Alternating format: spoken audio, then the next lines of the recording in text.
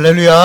자, 오늘도 하나님의 말씀으로 우리의 심령과 가정과 교회 가운데 부흥이 이루어지는 축복이 있길 간절히 소망합니다. 자, 모세는 첫 번째 설교에서 하나님만을 사랑하고 섬기라 라고 설명하였고, 그리고 두 번째 설교를 통하여서 하나님을 사랑하는 것이 하나님의 말씀에 순종하는 것인데, 그 순종해야 되는 그 율법이 무엇인지에 대해서 우리에게 말씀해 주었죠. 그리고 세 번째 설교를 통하여서는 순종해야 하는 그 말씀을 우리가 잘 순종하면 하나님의 복을 받을 거지만 불순종하면은 저주를 받을 것이다 라고 하는 것을 알려주었습니다. 그리고 그 마지막으로 이 마지막 설교를 우리 지난 시간에 우리 같이 함께 나누었는데요. 이 모세의 마지막 설교를 우리 지난 시간에 살펴보았는데, 그 지난 시간에 살펴본 것들을 우리가 좀 다시 돌아보면 이렇습니다. 자, 모세는 만약 너희가 불순종해서 하나님의 땅에서 쫓겨난 일이 있다면 그 가운데서 하나님을 기억하고 돌아오라 라고 우리에게 명령하였죠. 그렇게 할 때 하나님께서는 우리를 그냥 내버려 두시는 것이 아니라 마음을 돌이키시고 긍휼히 여기셔서 우리를 다시 한번 회복시키시고 더욱더 번창하게 하실 것이다 라고 말씀해 주었습니다. 그렇기에 만약 우리가 하나님을 떠났을 때 어떻게 해야 됩니까? 빨리 우리 자신의 모습을 깨닫고요, 하나님께 빨리 돌아와야 되는 줄 믿으시길 바랍니다. 우리가 하나님 앞에 돌아왔을 때요, 하나님께서는 우리 그 크신 팔을 펼쳐주셔서 우리를 안아주시는 것뿐만 아니라 더욱더 우리가 하나님의 말씀을 지킬 수 있도록 성령을 부어주시는 분이심을 믿으시길 바랍니다. 그래서 하나님께서는 우리에게 성령을 부으시면 어떤 일이 일어납니까? 하나님께 받은 바 되어서 하나님의 언약 백성으로 회복되는 것뿐만 아니라 하나님께서는 성령으로 우리의 마음에 할례를 행하여서 하나님의 말씀을 지킬 수 있도록 우리에게 힘과 능력을 허락하여 주시는 것이죠. 그렇게 하나님의 명령을 지키는 것은요, 사실 어렵지가 않습니다. 왜요? 성령께서 우리 가운데 있기 때문에 그렇죠. 자, 그리고 모세는요, 또한 이렇게 이야기를 합니다.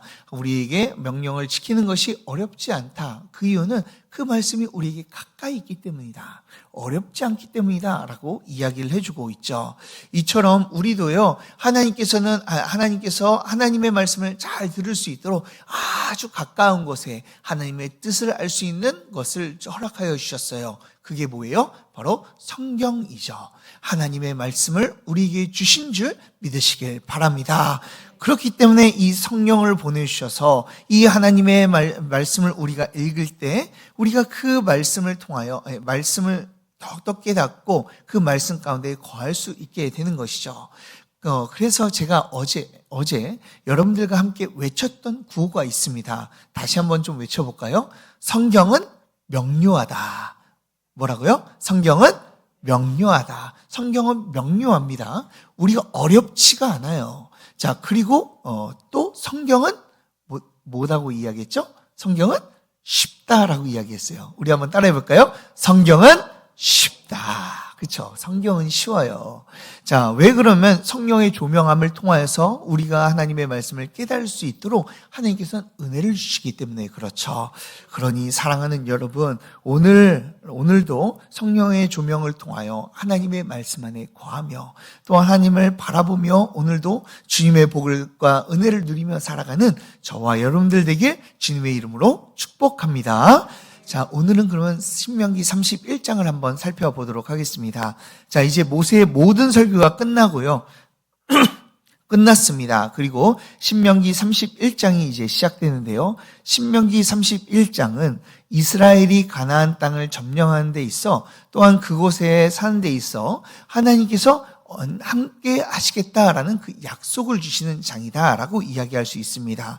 그래서 이 31장의 주제는요, 함께하심이라는 주제로 우리는 잡아볼 수 있을 것 같아요. 자, 그러면 오늘 말씀을요, 한번 세 가지로 한번 나눠보도록 하겠습니다. 자, 오늘 말씀을 세 가지로 나눠보면 1절부터 8절까지 나눠보며 볼 수 있는데요. 여호수아를 세우고 하나님께서 함께 하시니 두려워하지 말라라고 지금 이야기하고 있죠. 자, 하나님께서 함께 하신다는 것을 강조하고 있는 거예요. 그리고 9절부터 13절까지 안식년에 이 율법을 낭독하라라고 명령하고 있습니다. 그 명령함을 통해서 무엇을 지키기 위해서? 하나님께서 함께 하시는 것을 지키기 위해서 지켜라, 낭독하라, 율법을 가르쳐라 라고 이야기하고 있죠. 그리고 14절부터 29절까지는 노래를 만들어서 이스라엘 백성들을 가르쳐라 라고 명령하고 있어요. 자, 이 모든 것들이요, 다 무엇을 의미하냐면 하나님께서 그들과 함께 하시기 위해 이렇게 하라 라고 지금 명령하고 있는 것을 우리는 살펴볼 수가 있는데요. 그렇다면 오늘 말씀을 한번 좀 하나씩 살펴보도록 하겠습니다. 자, 1절부터 8절까지 한번 보면요. 모세가 여호수아에게 자신의 뒤를 잇게 하는 이 장면이 나오고 있습니다. 지도자권을 여호수아에게 이제 주어주는 모습을 보여주고 있는 것이죠. 모세는 이스라엘 백성들에게 전해줄 이 모든 설교들을 이제 마쳤어요. 그리고 이제 자신이 한 일을 다 끝내고 이 가나안 땅을 바라보며 지금 있습니다. 40년 동안 이 하나님이 약속하신 땅, 이 가나안 땅만 바라보며 이 모세가 열심히 인내하며 참으며 그리고 하나님의 은혜 안에서 그 지금까지 달려왔어요. 그리고 눈앞에 그 가나안 땅이 있습니다. 자, 그렇다면 모세는요, 그 가나안 땅을 보고 그리고 열심히 설교를 한 다음에 설교를 끝내고 어떤 마음이 들었을까요? 나도 그 땅에 들어가고 싶다라는 그런 마음이 들겠죠. 자, 그런데 모세는요, 2절에서 이렇게 이야기를 하고 있어요. 이제 내 나이는 120세다라고 말하고 있죠. 자, 그래도 더 살면 우리 120세 참 많은 나이죠. 그럼에도 불구하고 더 살면은 더 살 수 있잖아요. 그런데 오늘 이 120세다라고 나이를 박힌 이유가 무엇일까요? 그 이유는요, 이 팔레스타인 지역, 이 유대인들의 이 숫자 개념, 의미 때문에 이제 그렇게 120세라는 나이를 이제 비치고 있는 겁니다. 자, 120이라는 숫자, 12라는 숫자를 제가 의미를 이야기를 종종 드렸어요. 12는 어떤 숫자를 이야기하죠? 하나님 나라의 백성의 숫자다라고 이야기하고요. 그리고 10이라는 숫자는요, 완전한 수로 이제 완전하다라는 것을 이야기를 하고 있습니다. 그렇기 때문에 120 하나님 나라 백성의 완전함을 이제 나타내는 하나님 나라와인 12와 그리고 완전함을 나타내는 10이 합해진 게 아니죠. 곱해져서 120이라는 숫자가 나오는데 그 120이라는 숫자는요, 모두 완전해졌다라는 의미를 가지고 있어요. 즉, 모세가 자신의 나이가 120이다라고 이렇게 밝힌 이유는 이제 내 인생은 모두 완전해졌고 이제 끝날 때가 되었다라는 것을 지금 밝히고 있는 것이죠. 자, 그런 자신의 마지막 때에 그토록 바라고 달려왔던 가나안 땅을 앞에 두고 지금 들어가지 못하는 겁니다. 자, 그러면요, 그 모세의 마음은 어떻겠어요? 너무나 슬프고 속상하겠죠. 자, 그런 상황에서 모세는요, 2절에서 하나님께서 들어가지 못한다고 했으니 나는 더 이상 출입하지 못한다라고 지금 이야기를 하고 있는 거예요. 하나님의 말씀에 그렇게 하신다면 나는 내가 그렇게 들어가고 싶어도 나는 그 말씀에 순종하겠다라고 지금 밝히고 있는 것이죠. 그리고 3절에서 여호수아가 나 대신 건너가라라고 지금 명령하고 있습니다. 자신의 지도권을 넘겨주는 모습을 보여주고 있는 것이죠. 그의 사명은요, 모세의 사명은 여기까지였어요. 가나안 땅에 들어가지 못하고 가나안 땅을 바라보는 그 모압 평지에서의 평지가 그의 사명의 마지막 종착점이었다라는 거예요. 자, 모세는 하나님의 말씀으로 충실히 사명을 감당했고 이제 떠나야 될 때를 알고 이제 내려놓고 있는 것이죠. 그리고 여호수아에게 자신의 모든 지휘권과 그 권세와 능력을요, 이제 모두 다 맡기고 있는 거예요. 자, 사실 모세가 욕심을 내면 좀 더 욕심을 낼 수 있지 않습니까? 욕심을 내어서 좀 더 가나안 땅으로 좀 더 간다든지, 내가 그래도 한번 건너가 볼까라고 이야기할 수도 있지만, 모세는요, 자신의 욕심을 모두 다 내려놓고 하나님의 말씀에 순종하며 자신의 사명을 다 내려놓는 것을 우리는 보게 되죠. 자, 이것을 통해서 우리가 알 수 있는 것은요, 사명을 잘 감당하는 것도 참으로 중요한데요, 사명을 잘 내려놓는 것도 중요하다라고 이야기할 수가 있어요. 그래서 내려놓을 때와 붙잡을 때를요, 우린 잘 알고 행해야 되는 것이죠. 하나님께서 내려놓아라 라고 하면 내려놓고, 하나님께서 가라라고 하면요, 나이가 많음에도 불구하고 가는 것이 우리의 모습이어야 되는 줄 믿으시길 바랍니다. 그러나 제가 이게 봤을 때요, 아직은 내려놓으실 분들은 별로 없으신 것 같아요. 그러니까요, 하나님께서 내 생각대로 그냥 막 내려놓거나 아니면 내 마음대로 뭔가를 이게 하려고 하는 모습을 가지지 마시고, 하나님께서 말씀하실 때 우리가 하나님 앞에 나아가 사명을 감당하고 내 모든 것들을 내려놓는 우리 주님의 백성들이 되길 간절히 소망합니다. 자, 우리의 중심이요, 하나님의 말씀이 되어야 된다라는 거예요. 난 오늘 모세가요, 그리고 오늘 모세가 여호수아에게 이렇게 이야기합니다. 자, 8절을 우리 다 같이 한번 읽어보도록 하겠습니다. 8절 말씀입니다. 시작. 그리하면 너를 떠나지 아니하시며 버리지 아니하시리니 너는 두려워하지 말라, 놀라지 말라. 아멘. 자, 우리가 이 사명을 감당할 때, 여호수아는 이제 사명을 감당할 자잖아요. 사명을 감당할 사람들은 이러한 자세를 가져라라고 모세는 가르쳐주고 있는 거예요. 어떤 자세입니까? 두려워하지 말라라는 거예요. 6절에서도 똑같이 이야기를 하죠. 강하고 담대하라, 두려워하지 말라라고 말씀하고 있죠.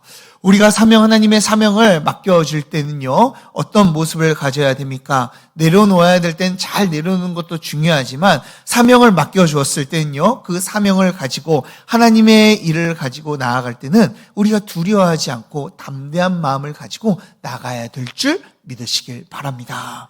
자, 왜요? 왜 우리가 두려워하지 않고 담대할 수 있을까요? 우리의 모습을 보면 때로는 연약하고 부족합니다.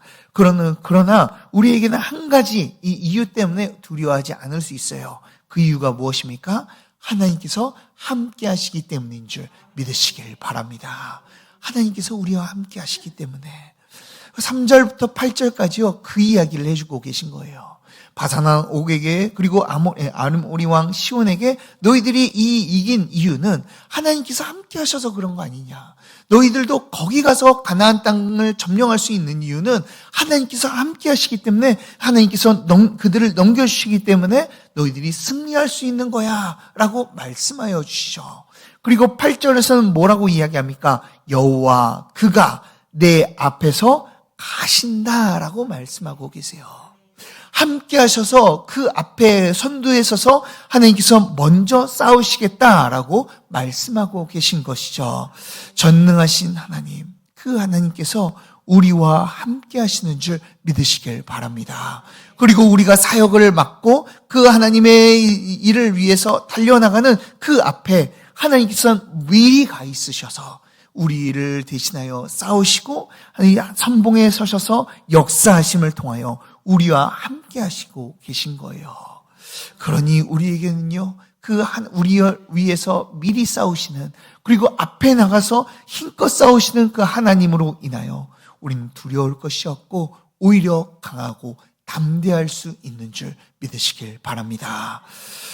그러니 사랑하는 여러분, 주님의 길을 걸어가는 우리 성도님들은 주님의 일하시는 것에 두려워하지 않았으면 좋겠어요. 우리가 일하는 것이 아니라 하나님께서 우리를 위해서 함께 하시며 대신 더욱더 역사하시며 일하시기 때문이죠. 그 하나님만을 믿고 듣고 주님의 사명을 잘 감당하여 주님이 모든 그 사명의 길들이 승리와 기쁨으로 충만해지는 역사가 있길 주님의 이름으로 축복합니다. 자, 9절을 우리 한번 보겠습니다.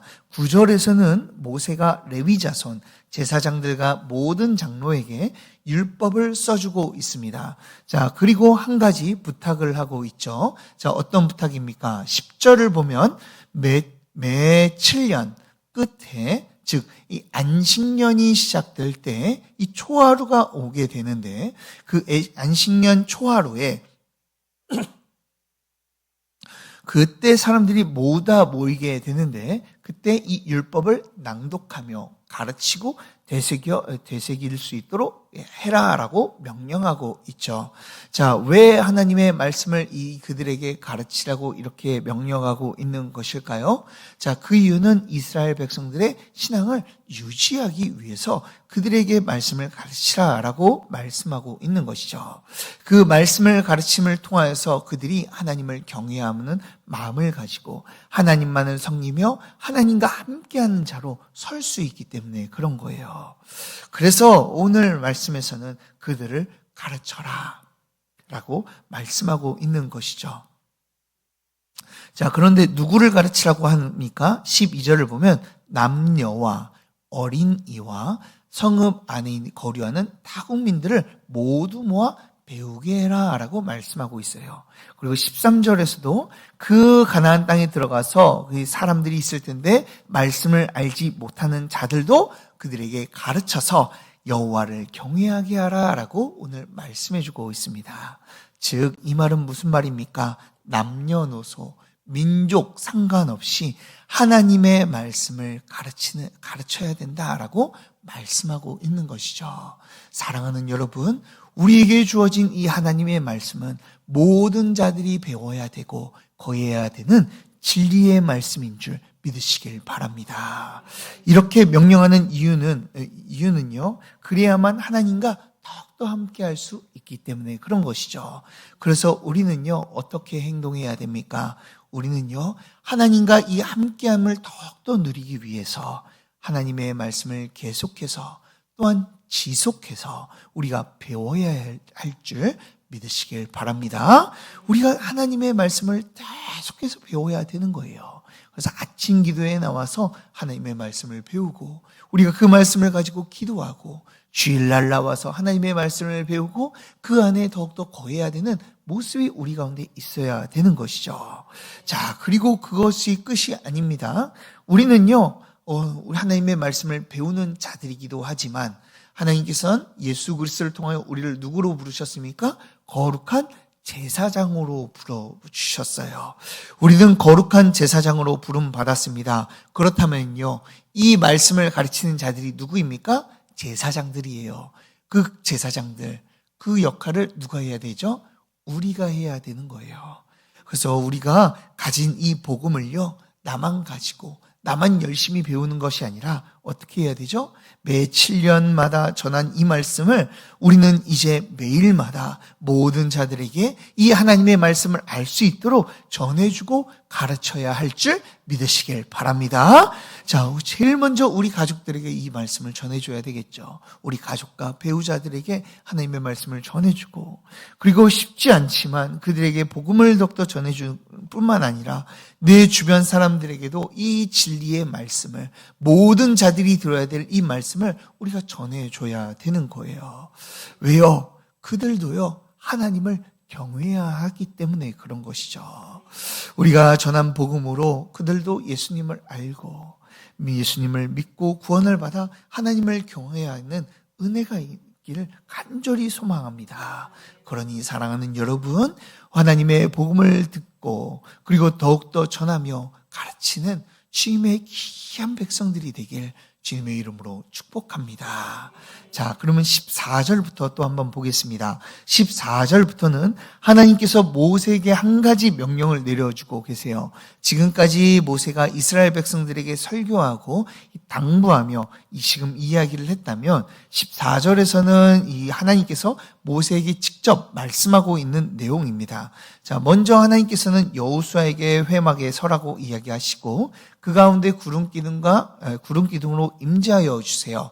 자, 이렇게 하신 이유는 모세가 여호수아를 세운 그 지도자로 세운 것을 하나님께서 인정하셨다. 하나님께서 이 여호수아를 세우셨다라는 것을 이스라엘 백성들에게 보여주고 있는 것이죠. 자, 그리고 한 가지 모세에게 한 가지 더 명령을 하십니다. 자, 16절부터 보면요. 하나님께서는 이스라엘 백성이 가나안 땅을 정복하지만 하나님의 언약을 떠날 것을요 미리 알고 이야기해 주고 계세요.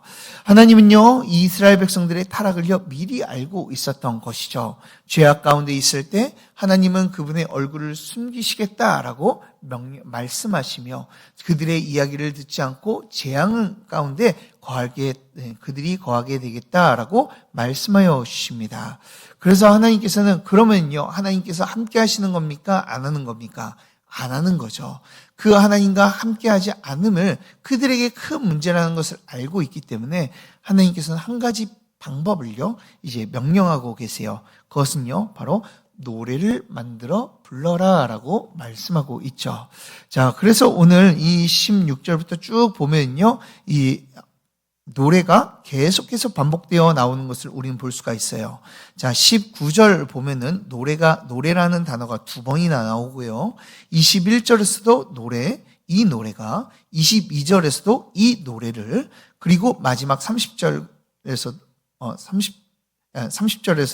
이 노래의 말씀을 끝까지 읽어 들리니라 라고 하며 이 31장을 마치는 것을 우리는 볼 수가 있어요. 자, 즉 하나님께서는 노래를 불러 이 너희들이 부르게 할 때 하나님께서 돌이킬 수 있는 다시 한번 하나님과 함께 할 수 있는 이 길을 열어주시겠다라고 말씀해 주고 있는 것이죠. 자, 그렇다면 이 노래의 내용이 무엇일까요? 그것은 다음 시간에 나눠보도록 하겠습니다. 다음 장에 나오고 있어요. 자, 그래서 다음 시간에 나눠보도록 하지만 하나님께서 노래를 불러 만드는 목적은 분명합니다. 뭐예요? 바로 너희가 계속 하나님을 기억하고 하나님께로 돌아오게 할 수 있도록 너희들이 노래를 지어 불러라 라고 말씀하고 있는 것이죠. 왜 이렇게까지 하나님께서 이렇게 하시는 걸까요? 다 이유는 단언하죠. 함께 하시기 위해서 그들에게 복을 주시고 그들의 하나님이 되기 위해서 하나님께서는 이렇게 하나님을 떠나고 배반하는 그들을 향해서도 이런 구원의 길 그리고 하나님께 돌아올 수 있는 길을요 예비해 놓고 계신 거예요. 오늘도 하나님께서는 우리 동일한 마음으로 우리에게도 역사하고 계십니다. 하나님께서는 우리가 하나님과 함께 하시기를 원하세요. 그렇다면 우리는 어떻게 해야 됩니까? 그 우리와 함께 하시기를 원하시는 그 하나님을 바라보며 오늘 말씀에서 나오는 이스라엘 백성의 미래의 모습처럼 하나님을 떠나는 것이 아니라 더욱더 하나님의 말씀을 지키며 하나님을 경외하며 그 안에 거해야 될 줄 믿으시길 바랍니다. 그래서 이 자리에 나오신 모든 성도님들은 하나님만을 바라보며 하나님과 함께하여 주님이 부으시는 그 복으로 인하여 기뻐하며 즐거워하는 자들이 되길 주님의 이름으로 축복합니다. 우리 함께 기도하도록 하겠습니다.